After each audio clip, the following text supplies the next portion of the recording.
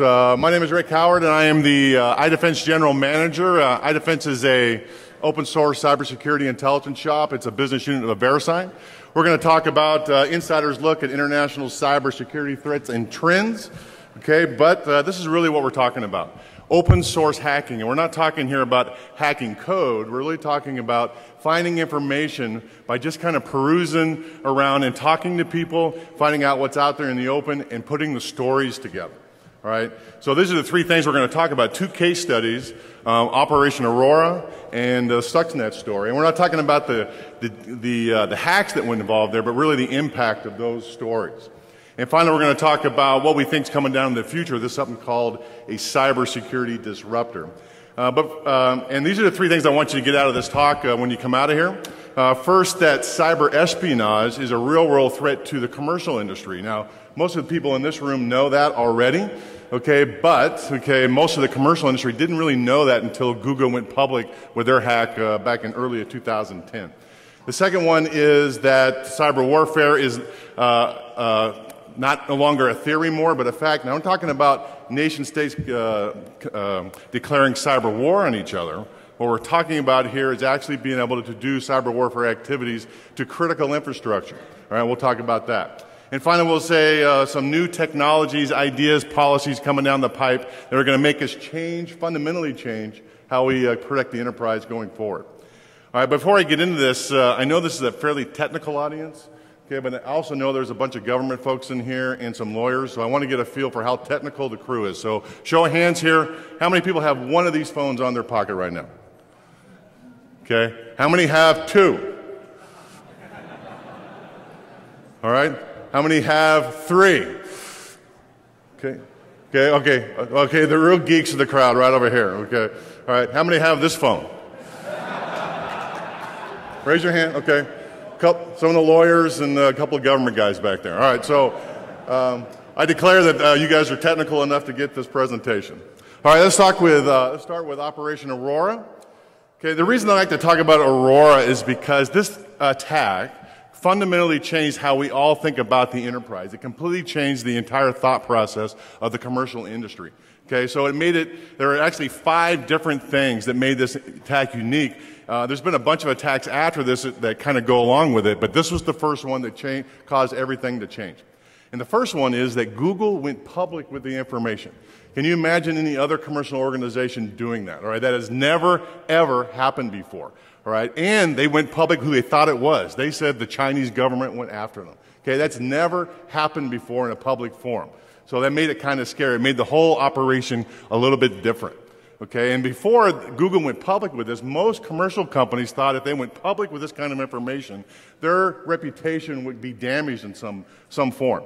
Okay, when Google went public and said, you know, it was about 20 companies were hit by this attack, defense contractors, information technology companies, banks, chemical companies, and then that's what they pretty much smashed the entire paradigm about how you report this kind of thing. In fact, Google's reputation went up. If you remember, everybody thought they were the bee's knees when they went public with that information. And they got support not only from the private sector, but from the government sector. Okay, so this has never, ever happened before, and it caused us to change how we think about the business. All right, the second reason was the U.S. government support. Secretary Clinton came out immediately after Google went public and gave them public support and said, we think Google's right, and we think China's behind the attacks. Okay, now, the government's known about these kind of attacks for a decade, even over a decade at this point. They've had really cool code names like Moonlight Maze and Titan Rain to talk about cyber espionage attacks that basically the bad guys come in, collect all your information, and bring them back to some nation state for further analysis. Okay? In fact, other countries besides the U.S. have outed China before, like Chancellor Merkel, but never for a specific attack. Just sort of a general, we know you're doing it, we want you to stop kind of a thing. Okay, but the Secretary Clinton on this attack said, we think China did it and we want them to stop.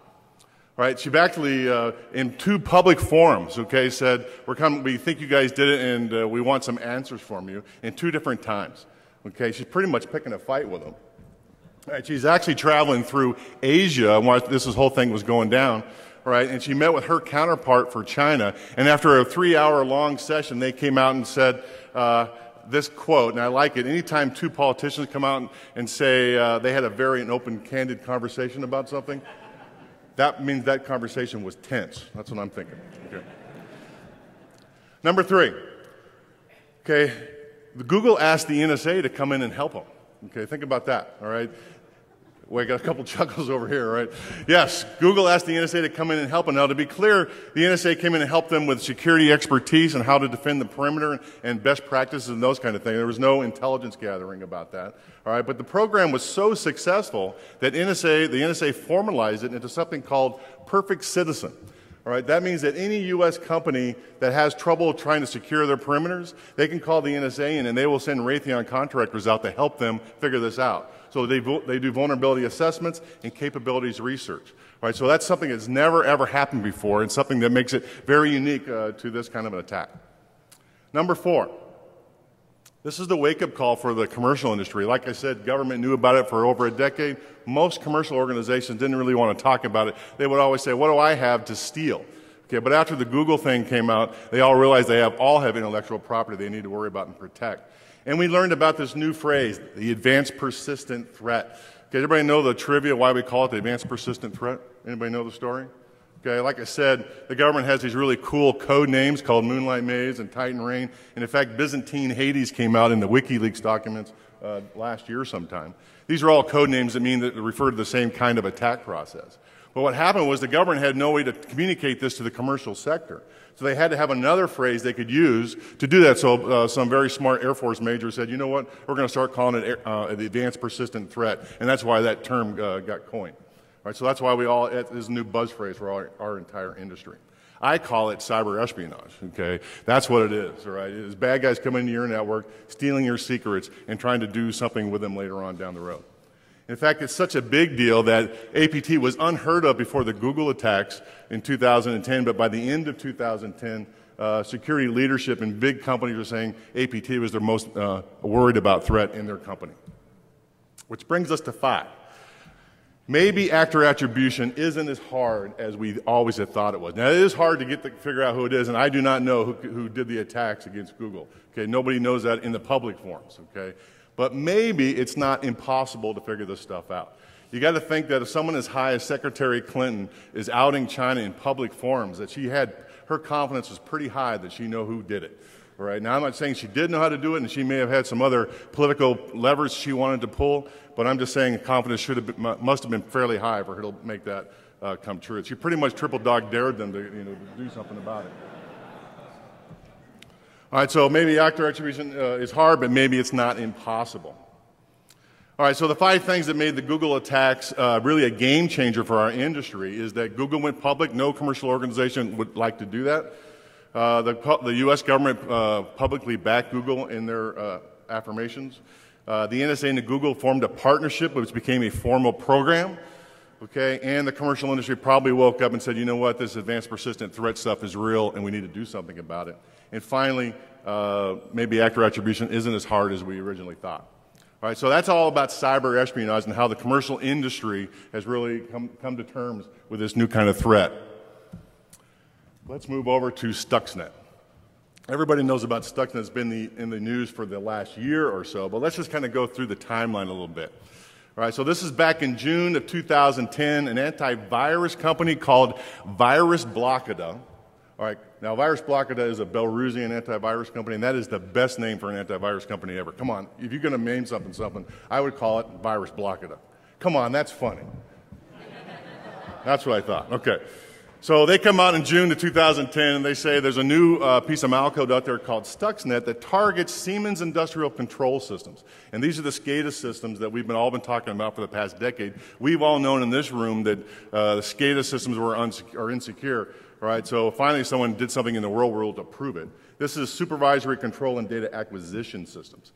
All right, and if time moves forward a little bit, into September of 2010, the security community, that's you people in here, started to say, you know what, looks like this might have been a nation-state attack. Okay, this wasn't a bunch of hackers in the basement doing this. This is somebody that had resources, and they were trying to get something accomplished.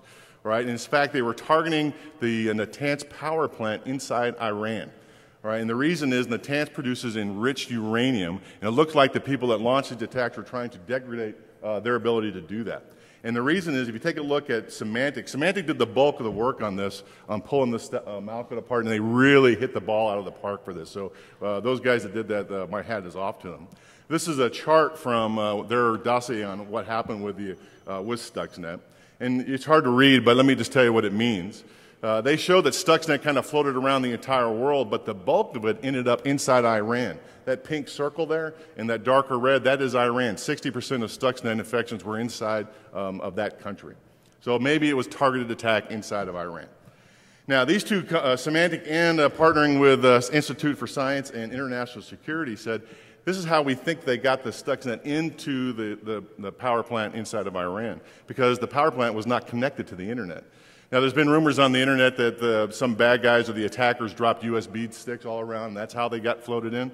That's probably true, okay? But the attackers targeted the supply chain from the Natanz power plant. They went after 4 companies inside of Iran that supplied materials into the power plant and waited for it to percolate into the plant, and that's what they did. First strike for Stuxnet was somewhere June 2009, okay, is when the first infection started to show up inside of Natanz.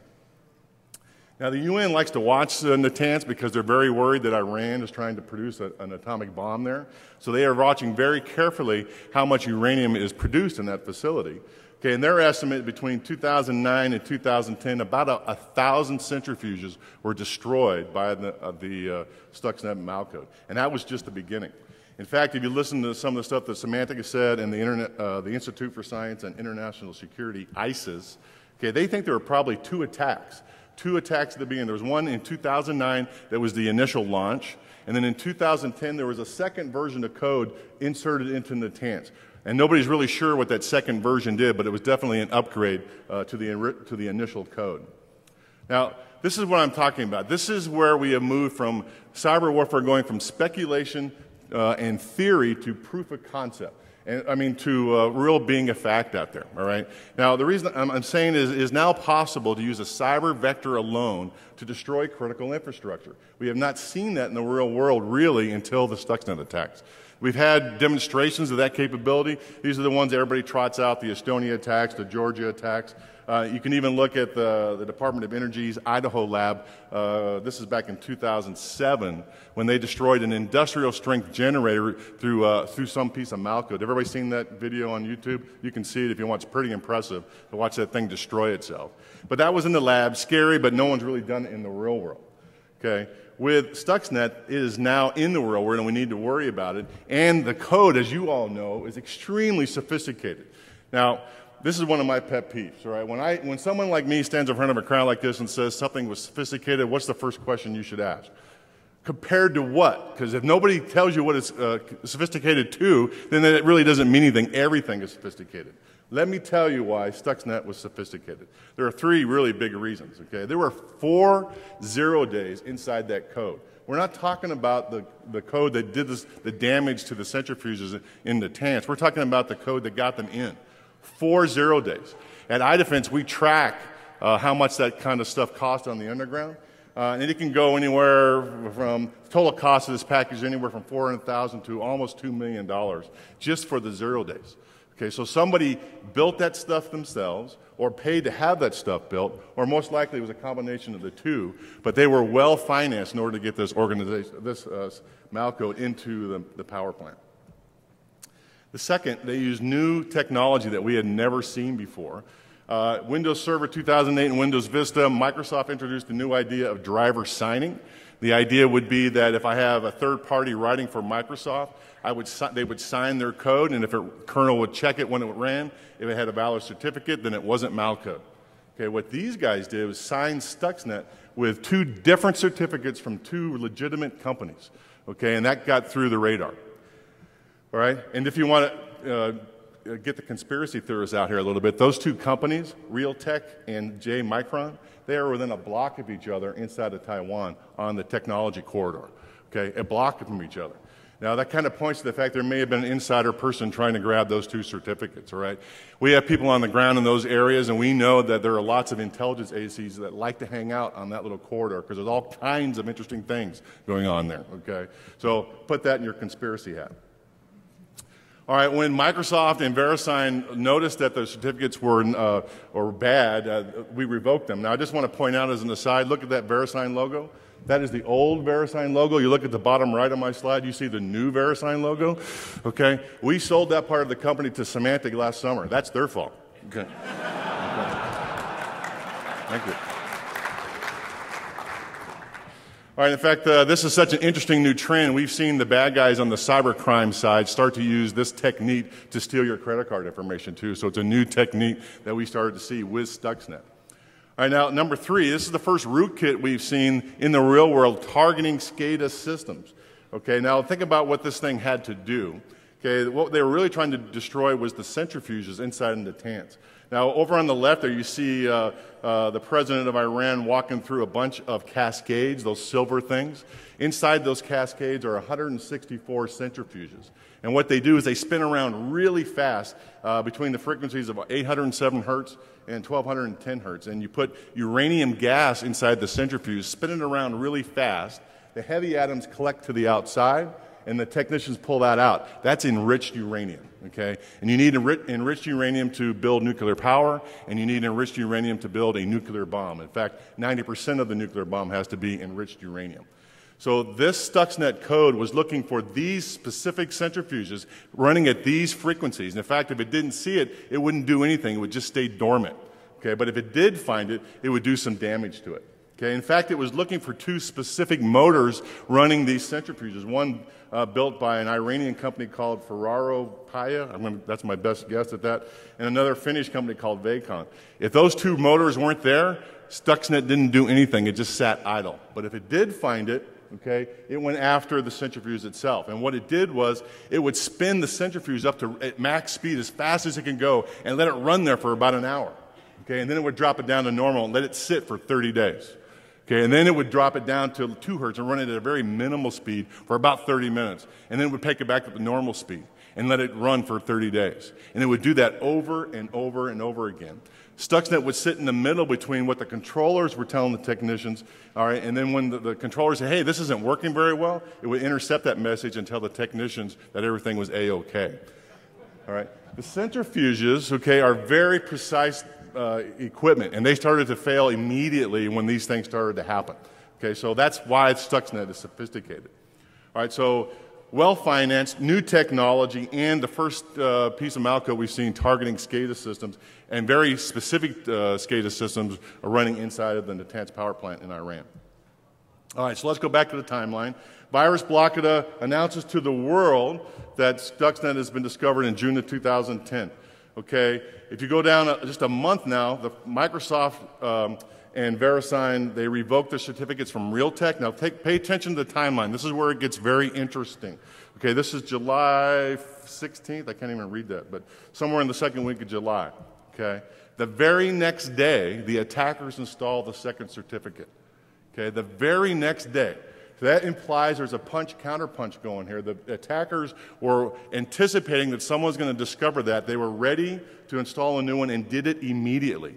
And if that's not enough to convince you, okay, on the same day, denial of service attacks were launched at 2 very prominent SCADA forums on the same day. It's as if the attackers were trying to prevent the community from talking about it. All right, so think about that. That is a battle plan going on here. That is a punch-counter-punch. The attackers were ready for that, and they had something in their back pocket to counter it. All right? Finally, Microsoft and VeriSign revoked the second certificate and make the malcode not install any new copies. So let's fast forward into September. This guy, Hamid Alipur, he's like the CTO or CIO or CSO of Iran, and he reported in the public, okay, that almost 30,000 computers were infected with Stuxnet. And the UN watchdogs reported that at least half the centrifuges in the Natanz power plant were idle. That's half of 9,000 centrifuges. Okay, so Stuxnet was having its effect. All right, so fast forward into November, and this is where it gets very interesting. The technicians inside the Natanz power plant, they shut the system down for over 10 days, presumably to get rid of Stuxnet off the network. So they turn it back on after a week, and then hold your hat. This is where the conspiracy nuts come out of the woodwork here, okay? Because this is the next step, okay, in preventing Iran from producing enriched uranium. They assassinate, or at least try to assassinate, 2 scientists in Iran. These two scientists were coming to work in the morning. Okay, motorcycles pulled up alongside their car, attached bombs to their car, and blew them up. Okay, the first guy, he's dead. Okay, the second guy in critical condition, all right, and managed to survive, and he eventually takes over the program later. So think about what this means, though. All right, the attackers' goal was to stop uranium enrichment going on in the Natanz. They threw cyber vector in there with Stuxnet, were able to damage it for a while, slow it down. When the Iranians shut down the net and took it off the network, they went to the next step and started going after their personnel. Okay, this is the first time we have seen a cyber vector like that associated with that kind of violence. Okay, so we are in a new world, ladies and gentlemen. Okay, something kind of scary. So take a look at the battle plan here. This is kind of the long-range view of how the attack happened. Okay, you got to admit that there was some planning going on here. So there was the campaign planning sometime in 2008, probably. The first strike in 2009, second strike in the spring of 2010, and that's when right about 1,000 centrifuges were first destroyed. Then comes the next skirmish in the battle for the certificates. The good guys find out, or at least the victims or the professional security community said, oh, we know it's bad, let's revoke their certificates. Bad guys put a new one in, we take that one back out, so that's a kind of a skirmish going on there, and the denial of service attacks. The fourth one, and finally, is the Natanz coming offline, going back online, and then the attackers going after the Iranian scientists. Okay, what I'm trying to show here is this was an adversary who had a battle plan. They knew what they wanted to do, okay, and they had backup plans in case something went wrong. And I hope you can see that in that timeline. So the question is, how effective were the attacks? According to the U.S. and Israel, the nuclear program in Iran was delayed until 2015. Okay, but according to ISIS, there was no effect. Even with all the damage and all the delays in Natanz, the Iranians were still produced as much uranium, enriched uranium, as they were supposed to produce. The truth is, it's probably somewhere in the middle, and we probably won't know for a couple of years. All right, so what do we get about all this? First, that the Stuxnet attacks were sophisticated, okay, a new technology, well-financed, and targeting SCADA systems. At your dinner party tonight, one thing you could say that's interesting is we don't think it's China, and we don't think it's Russia, and that's kind of refreshing. It's usually those guys in the spotlight, okay, so it's probably not those guys.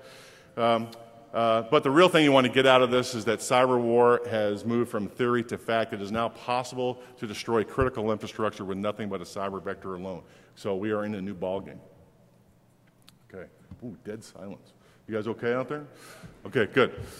Let's move over to cybersecurity disruptors. All right. So what is a cybersecurity disruptor? Well, this guy, Clayton Christensen, he wrote this book called The Innovator's Dilemma in 1997, and it's about business disruptors. His theory was that there are new things coming down the pipe that fundamentally changes a business, what that thing is some new innovation that nobody anticipated. Okay, and what happens is it makes the entire community have to change how they run their business. Okay, and what happens during this process is some businesses that are not ready for the change, they fail because they aren't fast enough to pick up the pace. So they don't catch the wave and fast enough to make the change. All right? So these are new business catalysts, and these aren't slight improvements to technology, but radical new changes in how we do it. Now, any math geeks in the world, in the audience? Math geeks, come on. Okay, what is that symbol? That's a radical. Come on, that's my joke for the day. Radical, okay, forget it. All right, now these new technologies, they are really niche when they first come out, okay, but over time they build momentum, and the best practices that we've had in place wither and die as these new things take their place. Now the example that Christensen uses is the reduction of hard drive size from the 1960s to the 1990s. The one I'm going to talk about here is the battle for the 5¼ inch disk and the 8-inch disk. Anybody old enough in the room to remember the first IBM PC marketing campaign? Okay. They used a little tramp as their oh, got some old guys in here. I know you're old enough to know that, okay? All right. You guys are probably carrying these phones, okay? It's older than that, that's right. All right, so the dominant floppy drive at the time was the 8-inch floppy drive, and it was used in mini computers at the time. These things were high-end and cost a lot of money. Okay, is that me? It's not me. I swear it's not me. All right, so when IBM built the first PC, they decided to go with the 5¼ inch floppy, commercial off the shelf, really cheap. Okay, and what happened is that the manufacturers of the 8-inch floppy didn't really anticipate the demand. And these are the 4 companies that were making floppy drives at the time. Only one of these guys survived, Micropolis. And according to Christensen, they only survived through Herculean efforts by the management team to turn their plants around to start producing 5¼ inch floppies. So that's what a business disruptor is, new innovation that comes out that completely changes the business. Like, again, not slight improvements, but radical changes in innovation that make everybody change. All right, so that's what a business disruptor is. At iDefense, we think there are cybersecurity disruptors, new ideas, policies, technology, events coming down the pipe that are going to fundamentally make us change how we protect our environments. These are cybersecurity catalysts, and we're expecting 5 to 10 years down the road for these kinds of things. Again, now this is the important part about a cybersecurity disruptor. Okay, these aren't just new ideas or things. These are things that are going to make us change how we do our business. So unless they make us change, they don't count as a cybersecurity disruptor. All right, so iDefense have identified up 10 of these things, and these are them. We're going to talk about a couple of them in this pitch. All right, now the thing you have to remember about cybersecurity disruptors, you think of them in terms of a triple. Okay, you got to worry about what the concept is. So the concept might be the mobile platform. Okay, the impact is, what does that do to your enterprise by instituting something like a mobile platform in your environment? And finally, the last part of the triple is, how's it going to make you change your security posture? So that's what a triple is. Is that really me? Oh, they're doing VoIP. Okay. I was going to say, I am an expert butt dialer, by the way. Okay.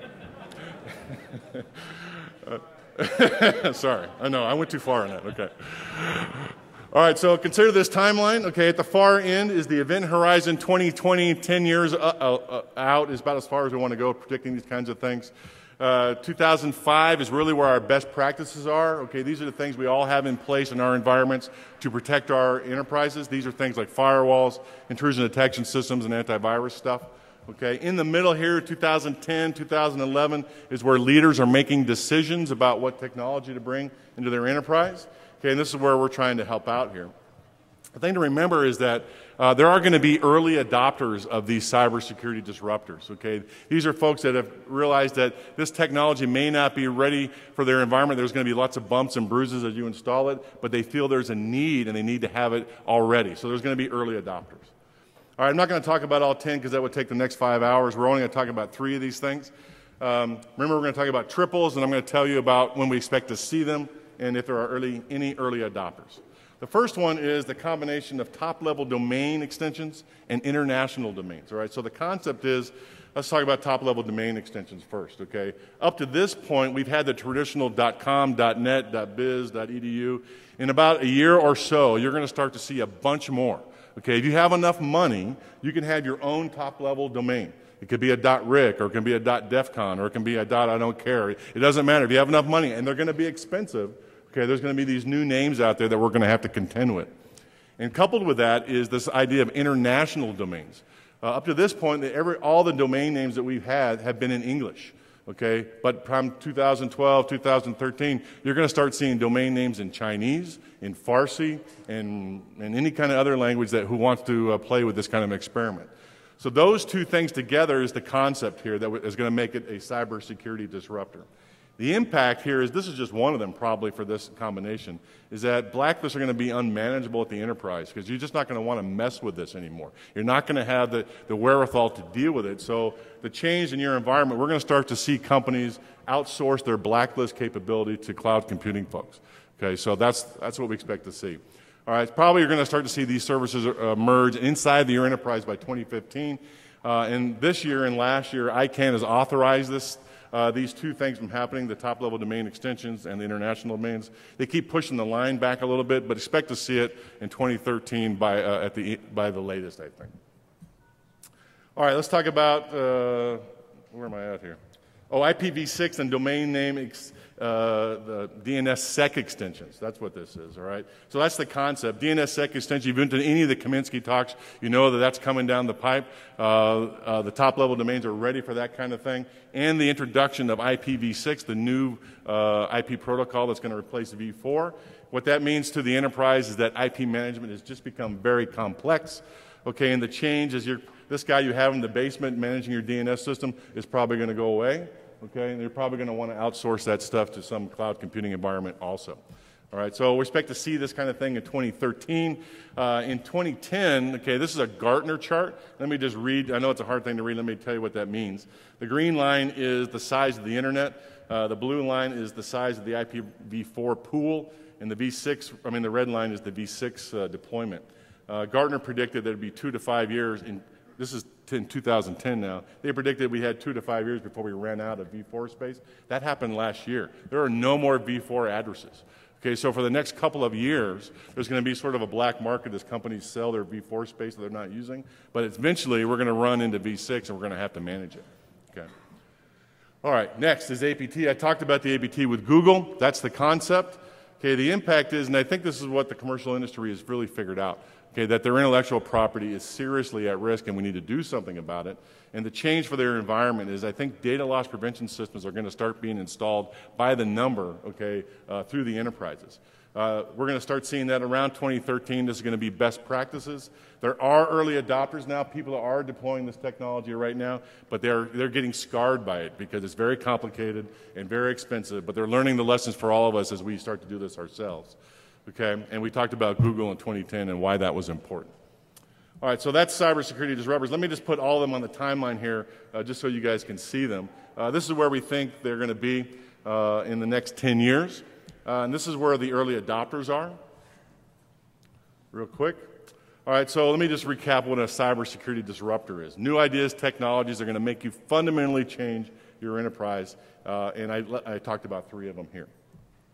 All right, so I'm at the end. Let me recap a little bit. These are the 3 things I want you to get out of that. The commercial industry should have awoken by now that cyber espionage is a real threat, that cyber warfare is real, not that nations have declared cyber war on each other, that it is possible to destroy physical stuff in the world with a cyber vector alone. And there are new things coming down the pipe that are going to make you change how you do your business. Let me just finish up with, we've written a bunch of books about defense. Please buy them. I have to put my daughters through college. All right. And if you want any more detailed information about some of the stuff I talked about here, that white paper down on the bottom right, I will gladly give it to you. Just email me or come see me afterwards, and I will gladly get you a copy. So that's it. Thank you very much, and we're done here.